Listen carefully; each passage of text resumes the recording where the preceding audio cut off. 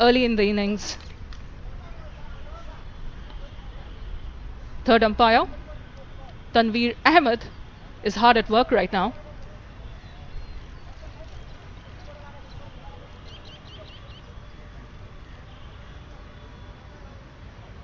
And from the looks of it, potential one down Murshida Khatun is ready by the boundary to come and join Farzana Haq. And it has indeed been adjudged out. Shobhana Mostari has to walk away for a 20-ball 3. Megan Shute gets the first breakthrough in the 9th over, having continued her spell, her opening spell, which is into its 5th over from the media end.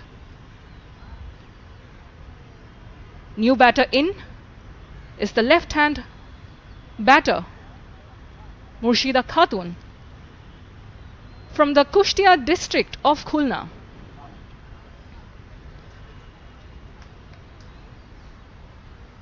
A fair bit of rebuilding has to be done. And remember, Bangladesh are only 17 for 1 in the 9th over. While they are surely taking off one of their targets on the day to bide as much time as possible in the middle, they also need to score runs.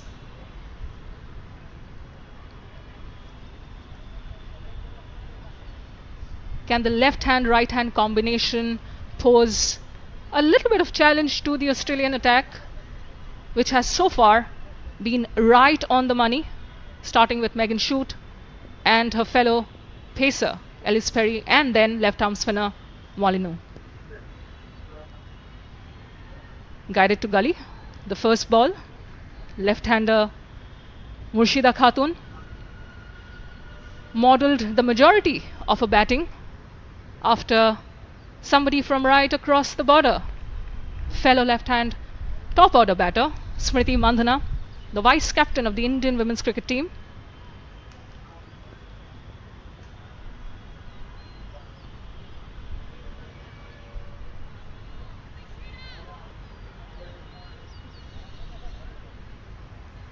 Murshida did have an opportunity to meet Mandhana during the T20 World Cup in Australia in 2020. Happens to be one of the products of the Bangladesh Krida Shikha Pratishthan, or BKSP, one of the only female academies in the country for cricket. Not giving anything away to the left-hander is Megan Shute. Bangladesh are 70 for 1 after 9.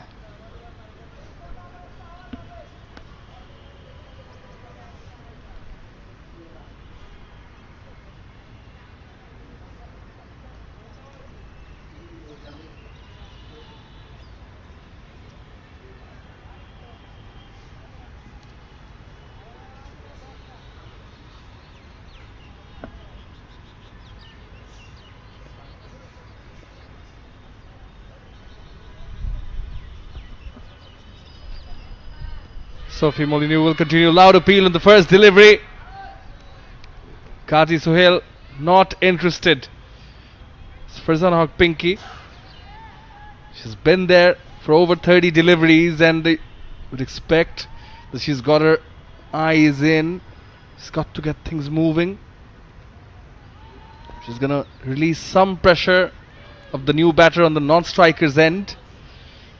Sophie Molyneux on the money, not giving anything away. I think the way the Australian bowlers, particularly Lana King, got some purchase of the wicket in the first ODI, it was pretty evident, and could only predict that Sophie Molyneux, unless she was unfit, would be the inclusion in the side, putting their confidence in the spinners in such conditions.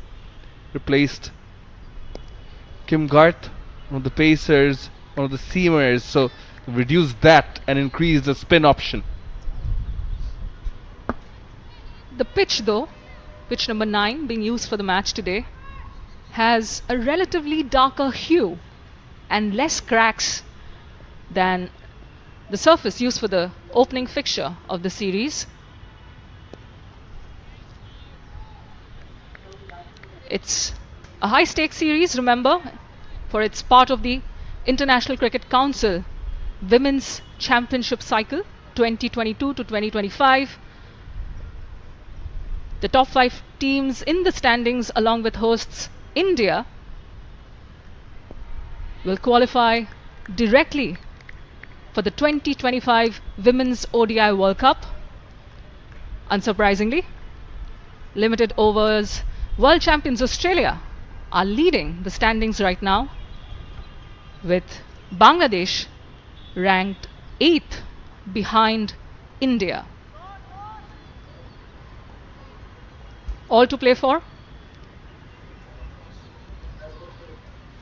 Therefore, Bangladesh batters need to bear in mind they have played about 52 dot balls inside the first 10 overs already, amassing just 17 runs so far. Both the left-hander in Murshida Khatun and the right-hander Farzana Haq Pinky, the more senior and more experienced campaigner of the two, are finding it difficult to penetrate the gaps, because the field placement and the efficacy of the Australian fielders give you a sense that there are barely any. Flashes at a 4th stump line delivery, but misses it. A quiet, sedate start from the Bangladesh team after Nigar Sultana Jyoti, their captain, won the toss and decided to bat, unlike the previous game where her preferred choice was to send Australia in.